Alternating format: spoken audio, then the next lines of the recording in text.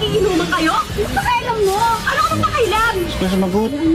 Ha? Ate mo ako? Wala akong pakailan? Makaasta ka naman, kala mo magulang kita. Hindi mo ako magulang, ako nagpalaki sa'yo. Wala akong Ako pakailan. nag-alaga sa'yo. Inutusan pa kitang alagaan mo ko? Napakabas mo talagang bata ka.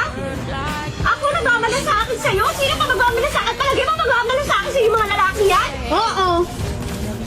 Tumigil ka nga. Hindi ko ba nai-influence siya sa akin mo?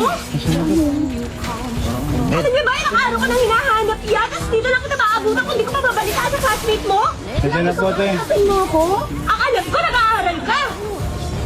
Tapos sino ka matatagpuan? Ayan ba yung pinag-aaralan mo? Puro lalaki ang kasama mo? Pasensya na po, te. Hindi nag-aaral. Tumigil ka na Nakapi lang po kami. Sa akin ha? Napakabasis mo yan. Pasensya Ano ba kuya? Ano? Papabayaan niyo to?